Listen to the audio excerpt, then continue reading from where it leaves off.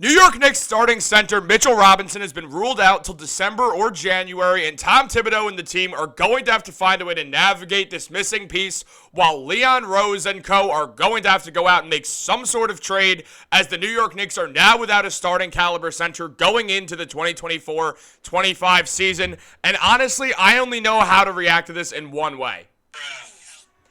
The New York Knicks are now without their starting center and defensive stalwart in Mitchell Robinson, the best offensive rebounder in the NBA, one of the best rim protectors in the league, until at least December, could be January, as Ian Begley just revealed. And let's just dive into it, because we have a lot to talk about with this. As mentioned by Begley, Knicks center Mitchell Robinson will not be ready for the start of the regular season, and depending on the rehab process, December or January is a target for Robinson's return. Robinson is recovering from off-season ankle surgery. The Knicks and Robinson do not want to rush the rehab process, and both want Robinson to be 100% healthy before his return. The Knicks internally are confident in the depth and versatility of the team to compete while Robinson is out. I'm not. Not at center and every other position. Yes, absolutely. The Knicks are the deepest team in basketball, except at the center position where they are not. Now, if they still had Isaiah Hartenstein, then we'd be like, oh man, this is terrible. Mitch is awesome. He's probably still better than Hartenstein a little bit, but now you're looking at this and you're like, okay, Jericho Sims season, or even none other than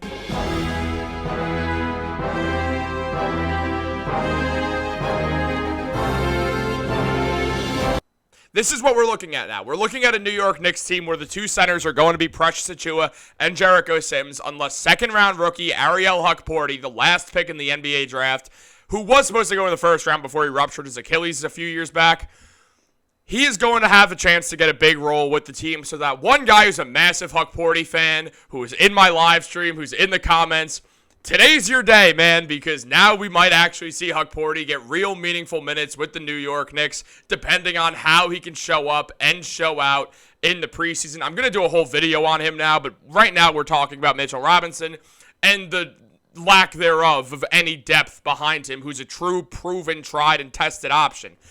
Now, here's the thing. If this came out by Ian Begley, the most tapped in of all the Knicks beat writers, I can tell you one thing. This is not news to the New York Knicks. The Knicks have known that Mitchell Robinson was not going to be healthy for the regular season.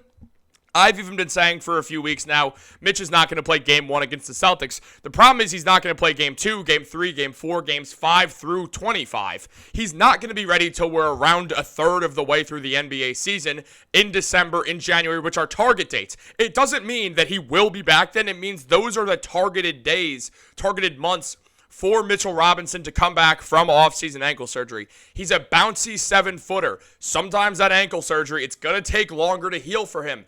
This is a problem. The New York Knicks did not go out there and get another backup big man. Now, that's because they are very confident in their internal talent, whether it's Precious Achiuwa playing bigger than his body, or whether it's having Jericho Sims seeing if all this offseason work is going to break out, whether they really do believe in Ariel Hukporti, though they probably wouldn't have him on a two-way contract when they still have an open roster spot if they believed in him.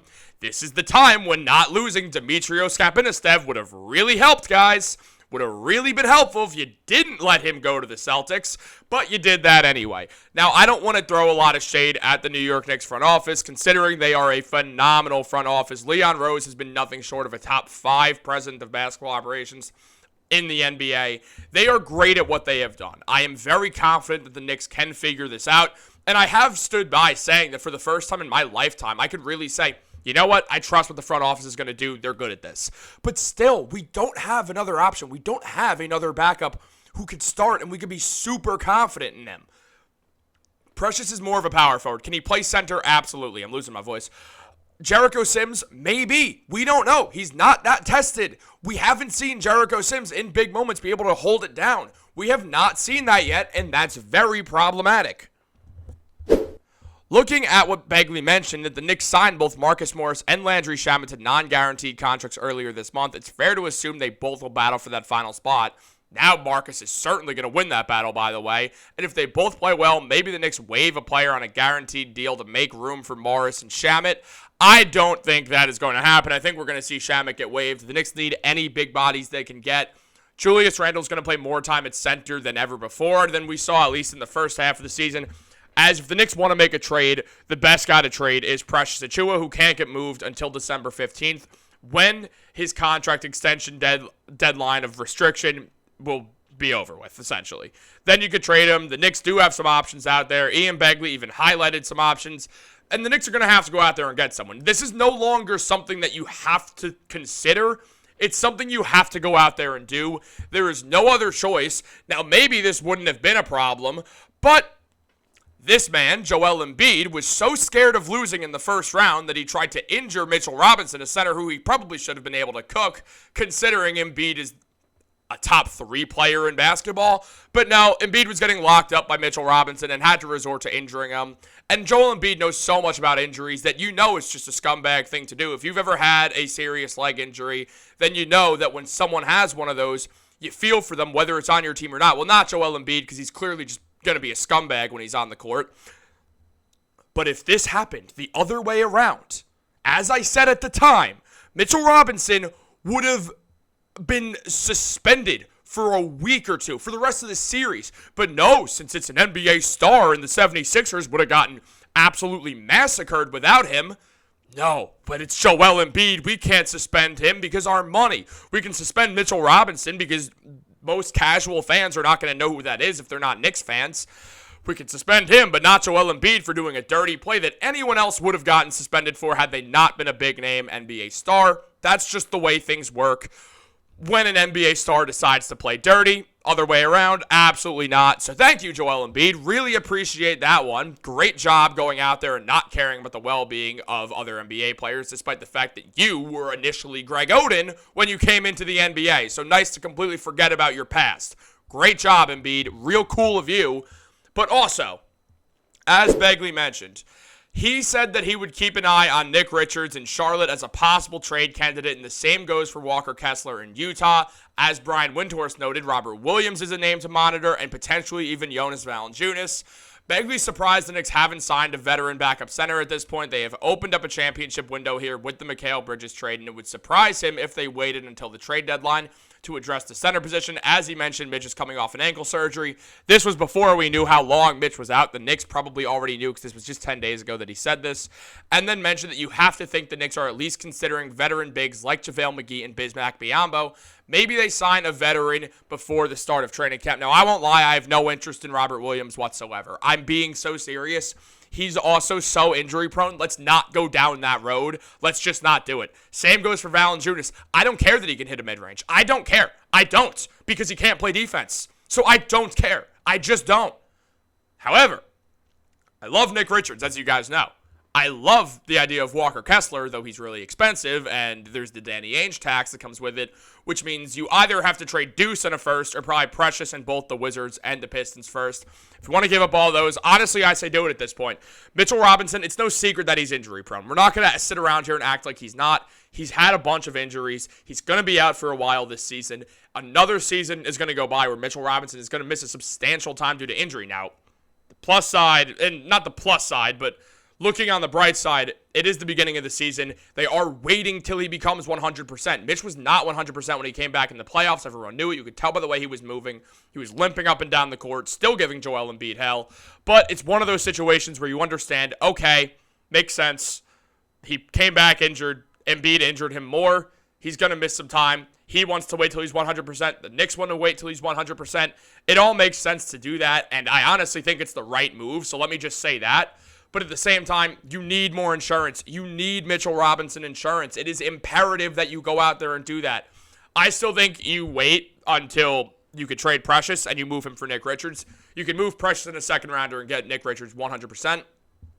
The Hornets like Mark Williams more than they like Nick Richards. Nick Richards can easily start. He can easily play off the bench. Either way, I think he has a big ceiling that the Knicks can reach.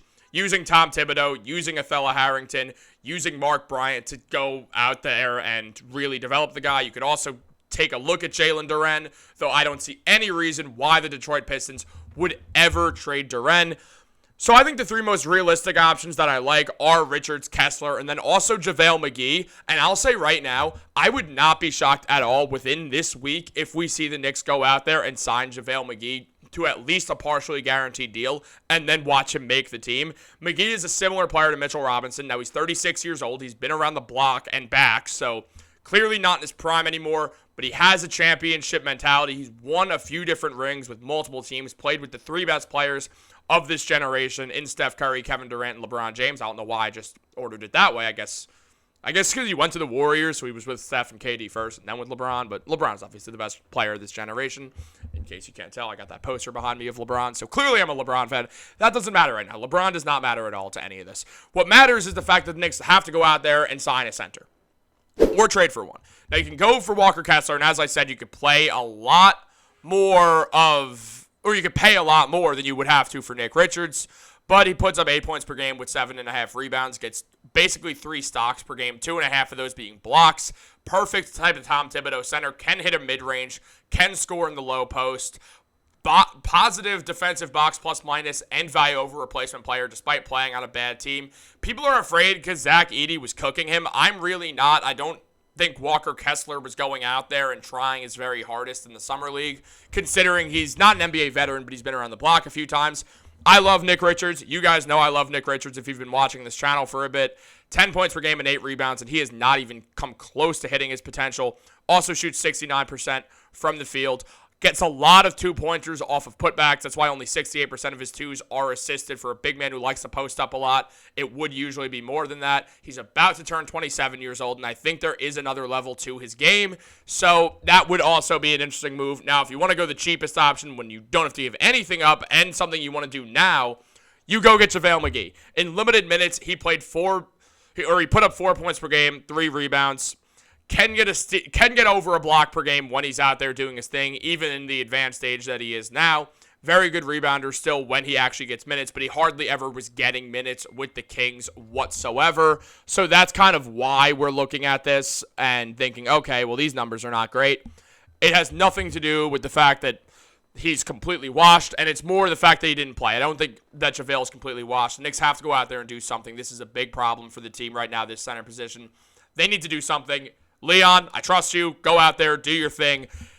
Get us a center. Have a great day. Subscribe. Go Knicks.